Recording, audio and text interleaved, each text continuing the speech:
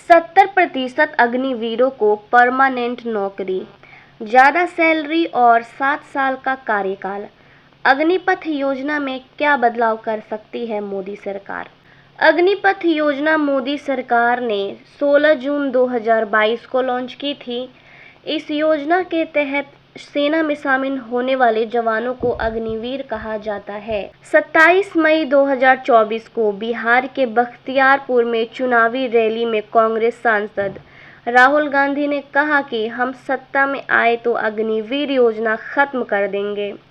2024 चुनाव में राहुल कमोबेश हर रैली में अग्निवीरों का मुद्दा उठाते रहे। राहुल गांधी सत्ता में तो नहीं आए, लेकिन मजबूत विपक्ष में जरूर आ गए। नतीजों के बाद 11 जून को राहुल ने कहा कि विपक्ष में सेना बैठी है, हम अग्निवीर योजना को रद्द करवा कर रहेंगे। विपक्ष के तीखे तेवरों के बीच सरकार ने भी अग्निवीर योजना में बदलाव की कवायद शुरू कर दी है। सरकार ने एक रिव्यू ग्रुप बनाया है जो अग्निपथ योजना की कमियों और सुधार पर प्रेजेंटेशन देगा। सरकार इन सुझावों को लागू करने की कोशिश करेगी ताकि युवाओं और विपक्ष की नाराजगी दूर की जा सके। अग्निपथ योजना क्या है और इसे क्यों शुरू किया गया? सरकार ने 2022 में अग्निपथ योजना लॉन्च की। इसके तहत आर्मी, नेवी और एयरफोर्स में 4 साल के लिए नौजवानों को कॉन्ट्रैक्ट पर भर्ती किया जाता है। 4 साल में 6 महीने की ट्रेनिंग भी शामिल है। 4 साल बाद जवानों को उनकी कार्य क्षमता के आधार पर रेटिंग दी जाएगी। इसी मेरिट के आधार पर 25% अग्निवीरों को परमानेंट सर्विस में लिया जाएगा, बाकी लोग वापस सिविल दुनिया में आ जाएंगे। इस स्कीम में ऑफिसर रैंक के नीचे के सैनिकों की भर्ती होगी, यानी इनकी rank personal below officer rank यानी PBOR के तौर पर होगी। इन सैनिकों की रैंक सेना में अभी होने वाली कमीशन्ड ऑफिसर और नॉन कमीशन्ड ऑफिसर की नियुक्ति से अलग होगी। साल में 2 बार रैली के जरिए भर्ती की जाएगी। अग्निवीर बनने के लिए 17.5 साल से 21 साल तक होनी जरूरी है। साथ ही कम से कम 10वीं पास होना जरूरी है।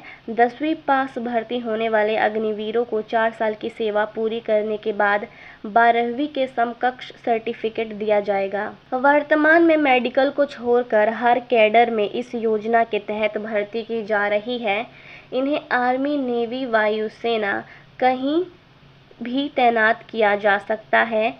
अग्निवीरों की सेवा कभी भी समाप्त की जा सकती है। 4 साल के पहले सेवा नहीं छोड़ सकते, लेकिन विशेष मामलों में सक्षम अधिकारी की अनुमति से ऐसा संभव है। सरकार का कहना है कि इस योजना से सिविल सोसाइटी के प्रतिभावान युवाओं को रोजगार मिलेगा और सेवारत सैनिकों की औसत आयु कम की जा सकेगी।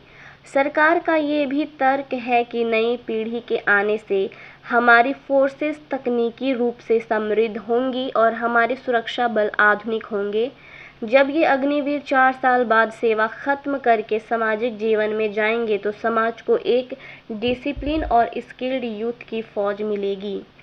कुछ एक्सपर्ट्स मानते हैं कि सरकार ने ये योजना साल दर साल बढ़ते डिफेंस पेंशन अमाउंट को कम करने के लिए लॉन्च की है। नई परमानेंट भर्तियों के चलते हर साल सरकार पर पेंशन का बोझ बढ़ता जा रहा था। ऑब्जर्वर रिसर्च फाउंडेशन की एक रिसर्च के अनुसार सरकार को एक अग्निवीर की लागत पूर्णकालिक भर्ती की तुलना में हर साल 1.75 लाख रुपए कम पड़ती है। 60,000 अग्निवीरों के एक बैच के लिए वेतन पर 1.054 करोड़ रुपए की बचत होगी। एक्सपर्ट्स के मुताबिक अग्निपथ योजना की 5 बड़ी कमियां। अस्थायी रोजगार।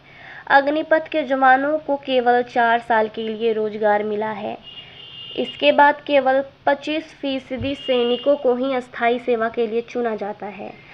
मतलब इससे बाकी 75% सैनिकों को नौकरी से निकाल दिया जाता है।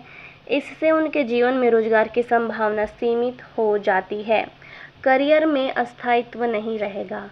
4 साल की नौकरी के बाद बड़ी संख्या में सैनिकों को नए करियर के नए ऑप्शन खोजना पड़ेगा। वे किसी भी एक पेशे में एक्सपर्ट नहीं बन पाएंगे। जब नौजवान रहते हैं तो अग्निपथ की तैयारी में 3 से 5 साल तैयारी करते हैं। इसके बाद 4 साल की नौकरी मिलती है।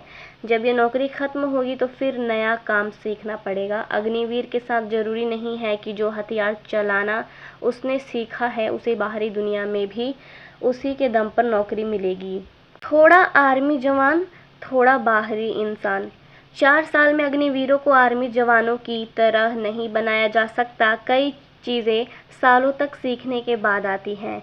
एक आर्मी जवान पूरे जीवन काल में बहुत कुछ सीखता है। जब सरकार वह लीडरशिप के मोड में आता है, इससे सेना की कुल क्षमता और युद्धक क्षमता पर प्रभाव पड़ सकता है। अग्निवीर का कार्यकाल इतना छोटा है कि वह ना तो ठीक से आर्मी जैसा जवान बन पाएगा, ना ही बाहरी दुनिया का एक कामकाजी इंसान बन पाएगा। दूसरी नौकरी की गारंटी नहीं। इस बात की कोई गारंटी नहीं है कि भूतपूर्व अग्निवीरों को अर्धसैनिक बलों या पुलिस बलों में भर्ती किया जाएगा। शिक्षा के आधार पर इन्हें ज़्यादा से ज़्यादा सुरक्षाकर्मी की नौकरी मिलेगी। उसमें भी निजी एजेंसियां कूद पड़ी हैं। यहाँ उनके साथ किसी भी आम आदमी जैसा ट्रीटमेंट मिलेगा। इस कारण ये अग्निवीर बनने के लिए मिली ट्रेनिंग का ये मतलब कतई नहीं है कि उन्हें रिटायर होने के बाद दूसरी नौकरी इसी ट्रेनिंग के आधार पर मिल जाए। सेना में मोटिवेशन और मॉरल पर असर। जब सैनिकों को पता होगा कि उनकी सेवा केवल 4 साल के लिए है और उसके बाद वे बाहर हो सकते हैं, तो यह उनके मोटिवेशन और मोरल पर नकारात्मक प्रभाव डाल सकता है। जरूरी नहीं है कि वो उन्हीं वैल्यूज़ के साथ काम करे जो एक आर्मी का जवान करता है। अग्निपथ योजना में क्या बड़े बदलाव कर सकती है सरकार? अग्निवीर सेना भर्ती के लिए अभी आयु सीमा 17 साल 5 महीने से 21 साल तक है। इसे बढ़ाकर 23 साल किया जा सकता है। 4 साल पूरे करने के बाद नियमित सेवा में शामिल होने वाले अग्निवीर जवानों को 25% से बढ़ाकर 70% कर सकती है। सरकार अग्निवीरों की नौकरी 4 साल से बढ़ाकर 7 साल कर सकती है। अग्निवीरों की सैलरी और एक मुश्त दी जाने वाली राशि में भी बढ़ोतरी की संभावना है। ट्रेनिंग पीरियड को 24 सप्ताह से बढ़ाकर 35 से 50 सप्ताह के बीच किया जा सकता है। प्रशिक्षण के दौरान भी विकलांगता के लिए अनुग्रह राशि दी जा सकती है। अगर किसी अग्निवीर जवान की जंग में मौत हो जाती है तो उसके परिवार को निर्वाह भत्ता भी दिया जा सकता है। सरकार अग्निवीरों को पूर्व सैनिक का दर्जा भी दे सकती है। एक पेशेवर एजेंसी बनाई जा सकती है जो अग्निवीरों को उनकी सेवा अवधि समाप्त होने के बाद भविष्य की नौकरियां खोजने में मददगार हो। अग्निपथ योजना के लिए सरकार ने बनाई 10 सचिवों की रिव्यू कमेटी।